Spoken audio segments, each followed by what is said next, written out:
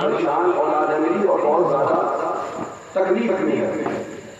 علامہ نے اپنی نبی علیہ السلام فرماتے ہیں اللہ تعالیٰ نے جواب دیا ظاہر یہی ہے کہ تیری اولاد عذاب الہی میں گرفتار ہے، لہذا اس کے لیے کچھ خیرات کر، کچھ صدقہ کر، کچھ بھلائی کر، کچھ نیک کام کر، اور اس کا ثواب اس کو مثال کر تو اس کے ذریعے سے اللہ تعالیٰ اس کے عذاب کو روک دے. یہ گھر کی طرف گئی ضعیفہ اور سونا علامہ ناقی علی ہیں وہ اللہ والا اپنے بستر پہ جا کے سو گیا.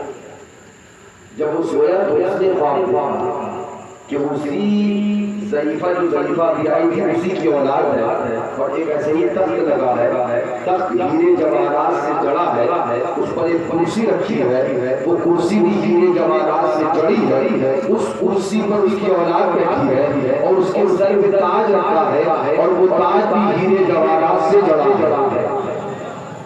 تب اس اللہ والے نے اس سے پوچھا ابھی تیری ماں میرے پاس آئی تھی اور اس نے کہا کہ تو عذاب میں گرفتار ہے اور میں دیکھتا ہوں رحمت الہی سے سرشار ہے، آخر ماجرا کیا ہے، آخر معاملہ کیا ہے؟ اگر یہ تیرا حال سچا تو پھر تیری ماں کا حال سچا نہیں، اور تیری ماں کا حال سچا تو پھر یہ حال سچا نہیں. اس نے جواب دیا حضرت میری ماں کا حال بھی سچا اور میرا یہ حال بھی سچا.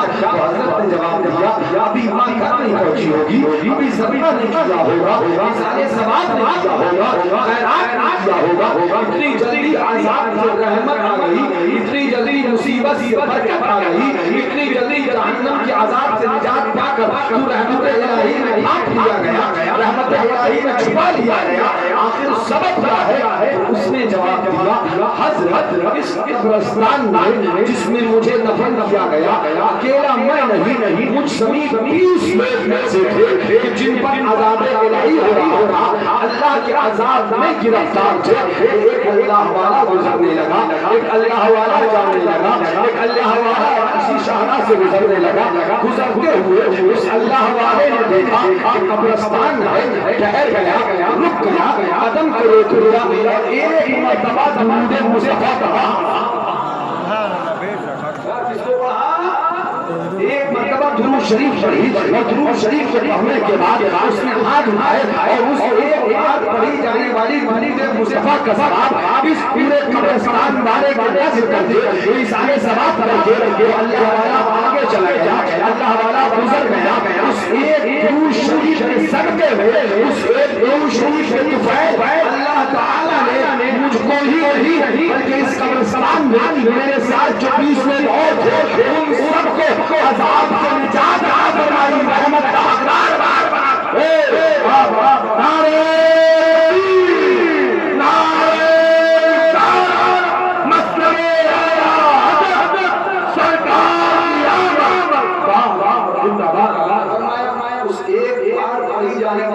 شریف نے مجھ کو ہی نہیں بلکہ میرے ساتھ جو 20 لوگ اور تھے مجھ سمیت 20 لوگ تھے ان سب کو عذاب الہی سے نجات عطا فرمائی اور جنت کا فرمانا عطا فرمایا. اور ہم کو جو یہ آپ رحمت دیکھ رہے ہیں یہ اسی درود شریف کا صدقہ ہے، اسی درود شریف کا وسیلہ ہے، اسی درود شریف کی طاقت ہے. مجھے کہنے نہ دیا جائے کہ وہابی بولا، یہ دیوبندی بولا، یہ جماعتی بولا، یہ تبلیغی جماعت بولا، محمد علی جس کا نام ہے اس کو کسی باری کا اختیار نہیں، اس کو کسی باری کی طاقت نہیں. ہم نے کہا یہاں پہ پاک ہو گیا ہے جب نبی کے درود کی یہ طاقت ہے، مصطفیٰ پر پڑھی جانے والی درود کی یہ طاقت ہے کہ ہمارے نبی کی طاقت عالم کے زندہ باد. سبحان اللہ. آپ نے غور کیا اس بات یہ کئی چیزیں جہاں درود مصطفیٰ کا ذکر ہے وہیں ساتھ پڑھنے والے کا بھی تذکرہ ہے. پڑھنے والا کون ہے؟ فرمایا پڑھنے والا ایک اللہ والا تھا. اللہ والا پتہ چلے اللہ والا جس وادی سے گزر گئے اس کی گزرنے سے بھی رحمتیں نازل فرمایا. ایک اللہ والا گزر جائے تو رحمت نازل ہوتی ہے. قربان جاؤ ہمارے ایک نہیں کئی اللہ والے ہیں.